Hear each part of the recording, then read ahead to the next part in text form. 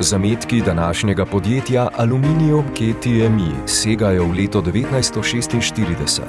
Po 25-letnici obstoja je podjetje zaposlovalo 150 delavcev in je bilo največje podjetje lesnoproizvodne obrti v Sloveniji. Danes ima podjetje Aluminium KTMI več kot 400 zaposlenih in se razvija v Evropski center odličnosti. So partnerji za celovite tehnološke rešitve na področju aluminijastih komponent, za razvoj zahtevnih storitev in procesov. Pohvalijo se lahko številnimi mednarodnimi standardi, med drugim so certificirani tudi kot družini prijazno podjetje. Aluminiju dajejo sijaj.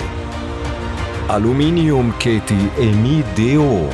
Podravsko podjetje leta 2021 v kategoriji Naj zaposlovalec.